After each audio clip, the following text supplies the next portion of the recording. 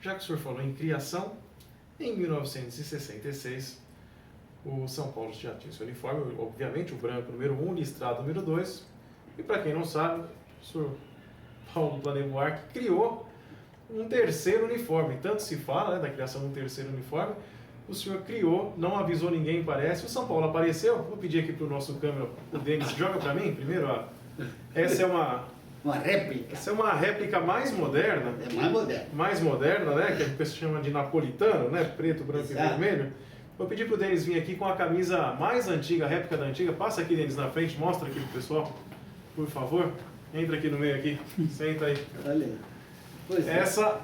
Essa é uma réplica, seu Paulo, de uma camisa que o senhor criou em 66, que o time jogou no Campeonato Paulista.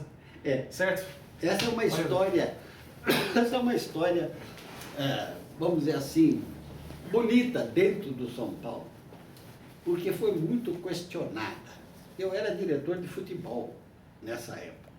O senhor já foi presidente, diretor de futebol, presidente do conselho, foi tudo. Não foi tudo lá. Então, eu percebi que em algumas partidas havia uma tradição de se dizer que com a camisa riscada, aquela listada, nós tínhamos azar. Perdíamos todas as vezes que entrávamos com aquela camisa, porque era necessário tendo em vista as cores do adversário. Não usavam sal grosso na época, não, né? Como agora, né? Não, sal grosso é mais recente. Então, me deu a ideia de criar uma nova camisa, através da qual nós pudéssemos nos libertar daquela sina, vamos dizer assim, ou daquela cisma, de que aquela camisa tricolor assim, toda riscadinha, dava azar. E mandei fazer essa camisa, foi bastante questionada no Conselho Deliberativo, porque foi dito com razão que precisaria ter havido uma aprovação prévia do Conselho para a mudança do uniforme, e eu argumentei que não tinha mudado as cores se mantinham, mas apenas nós queríamos um uniforme que nos libertasse um pouco daquela cisma que nós tínhamos de que aquela camisa tricolor assim dava azar. São coisas que acontecem. E bem a propósito, é bom a gente lembrar de outro detalhe importante. Por que o São Paulo era chamado de mais querido? Pouca gente lembra. Eu vou lembrar. Na inauguração do Pacaembu, quem inaugurou o Pacaembu foi o Getúlio Vargas. E programou-se, o estádio estava lotado, que era a inauguração do maior estádio que nós tínhamos no Brasil naquela época. Hein? E então, iniciou-se o desfile das delegações esportivas, o estádio estava lotado. E, de repente, entra o São Paulo Futebol Clube. E como as bandeiras tradicionais haviam sido suprimidas pelo ditador Getúlio Vargas, a bandeira paulista também tinha saído de cenário. E, de repente, entra o São Paulo, que era as cores da camisa do estado de São Paulo. Camisa. E, com isso, a multidão se colocou em pé e começou a aplaudir, e nascendo aí a expressão mais querido, porque realmente foi o uniforme mais aplaudido pelas circunstâncias políticas, mas ficou o cognome do time mais querido. É uma história que também faz parte da história do São Paulo. O senhor, então, com tanto se fala em terceira camisa, o senhor criou uma terceira camisa. O São Paulo, então, oficialmente teve uma terceira camisa. Foram, acho que, 10 jogos no Campeonato Paulista, né, de 66. Porque... O senhor é a favor, seu Paulo, de uma terceira camisa? Com a mesma cor, com outra cor? Sem dúvida, porque esta camisa que foi criada, ela destaca mais as cores do São Paulo do que aquela camisa tricolor toda vertical que nós usávamos e em circunstâncias especiais, dependendo das cores da camisa do adversário. O fato é que essa camisa pegou, hoje faz parte da história de São Paulo e ninguém mais discute mais nada sobre ela. O senhor é a favor de uma terceira camisa só com as 3 cores ou com os outros times faziam azul, amarelo, outras coisas? Não, veja bem, cada um pensa de um jeito. Agora, por exemplo, nosso querido presidente, o Juvenal Silvestre, resolveu pintar todas as cadeiras do estádio do Morumbi de vermelho. Alega ele e disse que é para destacar mais. De fato, a cor vermelha destaca mais, mas também era um problema de conservação. Ou seja, o material empregado vamos dizer assim, nesta cobertura das cadeiras é de um material estrangeiro, de muitíssima melhor qualidade e, portanto, que vai durar muito mais tempo a pintura do que duravam as outras pinturas feitas com tintas normais. A gente podia ver muito bem o azul desgastado, Exato, o setor Visa desgastado, o amarelo. Agora esse problema deixou de existir porque o Juvenal pintou com uma tinta especial comprada no exterior, específica para isso, que é imune inclusive a temperaturas. Pode chover à vontade, pode fazer frio, calor, que não vai de maneira alguma tirar o brilho e a cor.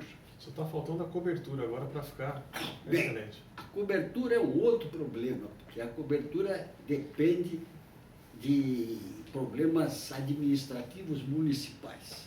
Por quê? Porque tem um problema da ligação do metrô. Tem um problema do metrô que precisa passar num pedaço do estado de São Paulo. Tem o problema das famílias que residem onde a linha do metrô passaria, que resistem muito à ideia, embora essas famílias devam lembrar que, por sua vez, serão muito favorecidas, porque terão à sua porta o metropolitano para qualquer lugar de São Paulo. Então, são problemas administrativos que demandam ainda algum tempo para serem resolvidos, mas que eu espero que sejam resolvidos favoravelmente ao São Paulo. Senhor Paulo, o senhor, se não me engano, cobre Copas do Mundo desde 1950, é isso? Foi um pouco diferente. Em 1949, eu já trabalhava na imprensa esportiva. Então, tive a oportunidade de participar de 1954 e 1950. Então, em 1949, eu já era jornalista esportivo e fui fazer a cobertura dos preparativos da seleção brasileira na cidade de Poços de Caldas. Quem diria? E fiquei horrorizado, porque poucos jogadores treinavam, a maioria dormia fora.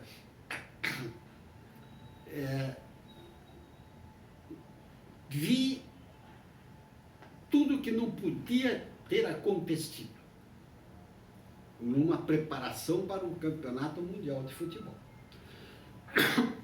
Deu no que deu. Tiramos fotografia com a camisa de campeões do mundo na véspera do jogo de absurdo dos absurdos. Resultado, perdemos o jogo, 120 mil pessoas abismadas, chorando, eu inclusive, ali em pleno Maracanã, que se inaugurava, né? E perdendo um título que era dado como conquistado, porque inclusive as seleções europeias não representavam a alta qualidade do futebol europeu, porque estavam vinham de uma guerra e muitas seleções vieram sensivelmente desfalcadas. Então nós tínhamos tudo para ganhar e perdemos. Perdemos para os brilhantes uruguaios, que pouco se importaram com a multidão contrária e trataram de aproveitar aquela ideia dos jogadores brasileiros de que o título estava conquistado. Muito bem. Passa-se o tempo, vem 1954 e organiza-se outra vez o campeonato, o time brasileiro, mais ou menos com os mesmos problemas, embora na realidade nós tenhamos sido roubados. O senhor tem um fato curioso, inclusive em 54, né? Sobre um certo roubo. Foi roubo mesmo. E comprovadamente, porque depois a FIFA descobriu que o árbitro daquele jogo, que nos prejudicou e nos roubou, ele era agente político da União Soviética, da época. Então, ele protegeu o que podia e o que não podia a Polônia, que era um país, vamos dizer assim, submetido à superioridade soviética da época.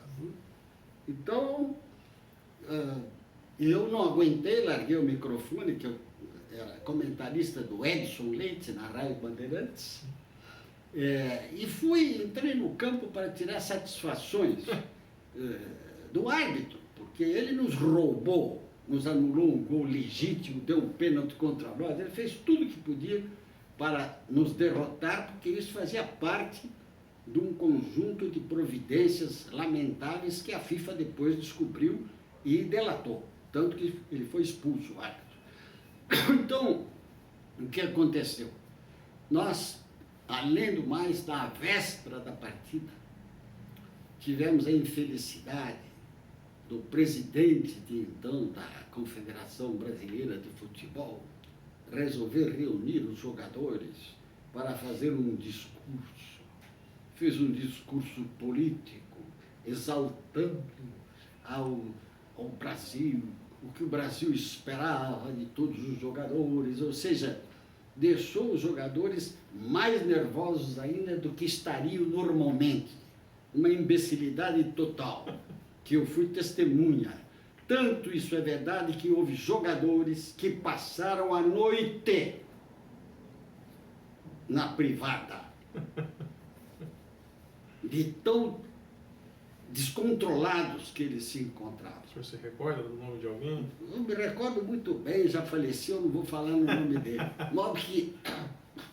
Então, o que aconteceu? O time entrou nervoso, entrou, apesar de ter jogado bem, Julinho jogando barbaridade, e fomos roubados.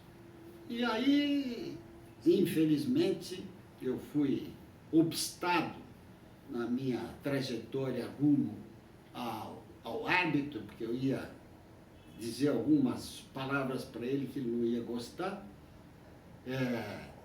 e na língua dele, porque ele era francês, e aí um policial foi me retirar do campo e eu, infelizmente, tive que me defender e acabei sendo o único brasileiro capa do Parinete até hoje.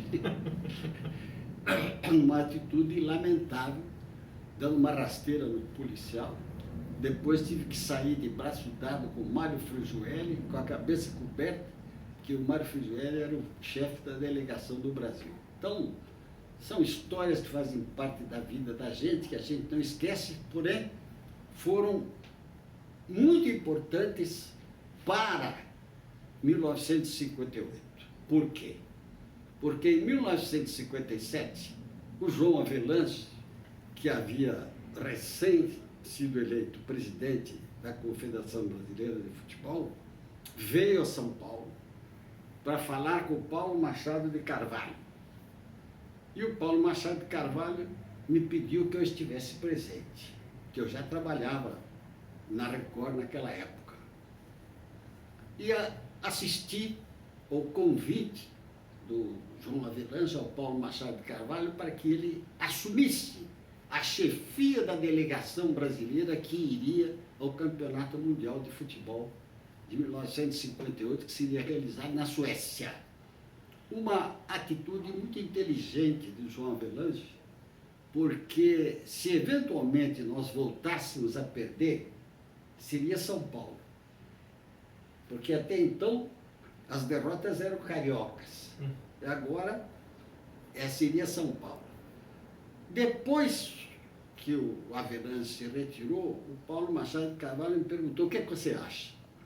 Eu falei: acho, doutor Paulo, com todo respeito, que é uma honra insigne ser o chefe da delegação brasileira, mas sob uma condição. Qual é? É de que nós venhamos a elaborar um regulamento que seja assinado pelo João Avelange concordando. Que regulamento? Contendo várias observações. Primeiro, até então, praticamente todos os jogadores das seleções brasileiras eram do Rio de Janeiro.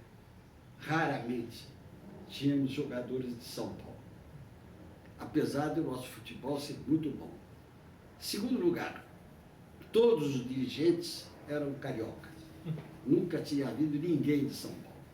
Então, pela primeira vez, nós organizamos um plano de governo que foi submetido ao Avelange, o Avelange aprovou e foi seguido à risca, até no que tange à convocação dos jogadores. Eu vou falar um pequeno detalhe.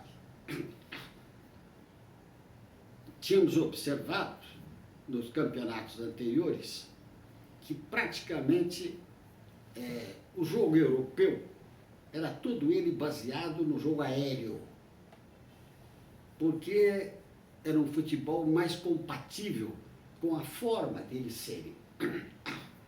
E nós tínhamos que ter, portanto, uma linha de backs, de grandes cabeceadores, para a interceptação desta continuada bola aérea nas nossas áreas que nós já tínhamos observado. Então, tivemos que selecionar bem os jogadores, pensando no homem em primeiro lugar, sem esquecer o craque, claro, mas pensando no homem. Alguém que fosse capaz de assumir a responsabilidade de saber que ia para um campeonato mundial de futebol e que tínhamos que ficar concentrados, voltados para aqueles compromissos e dedicados àqueles compromissos para poder conquistá-los. E assim foi que o Paulo Machado de Carvalho, que com a sua longa experiência no futebol de São Paulo, nas seleções paulistas, no São Paulo Futebol Clube, impunha essa autoridade que foi muito bem compreendida pelos jogadores. Mas tão bem compreendida que eu vou contar um detalhe que é importante.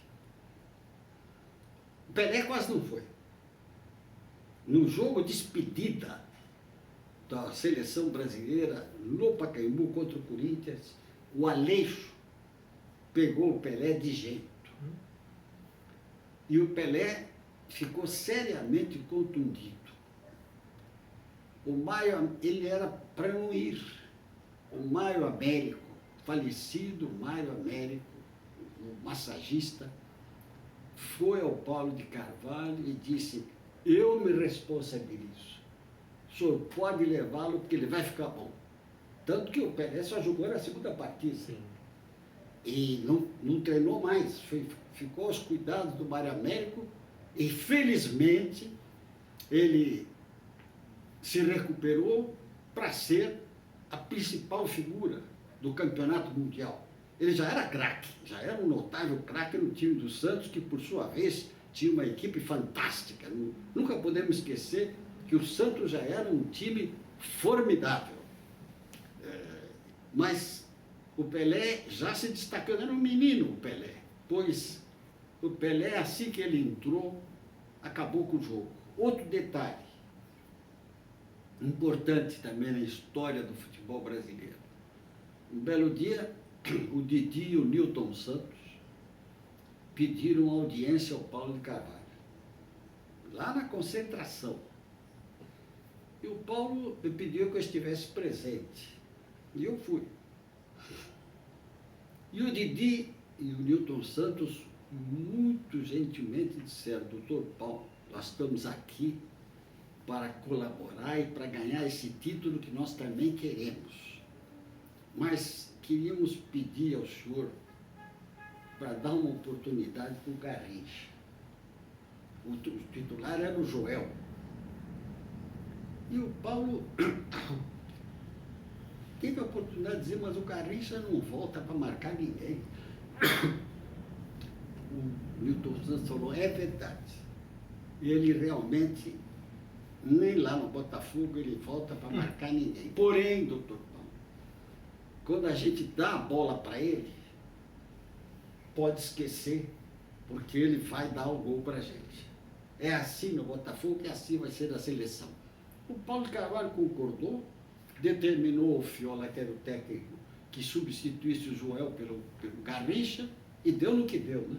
O Garrincha acabou com o jogo dos nossos adversários, que colocavam 2, 3 jogadores para marcá-lo inutilmente, porque ele os superava a todos.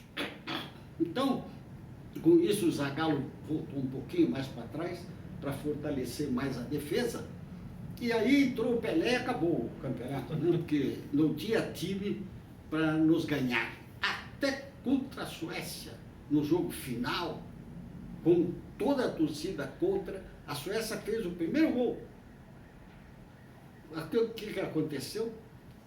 O Didi foi lá dentro do nosso gol, pegou a bola com a mão, foi andando por meio do campo e dizendo para todos os companheiros: calma, porque nós vamos dar a volta por cima já já. E assim foi. Ganhamos o jogo facilmente, brilhantemente, e foi o nosso primeiro título mundial, festejado maravilhosamente em todo o Brasil, e é uma coisa inesquecível.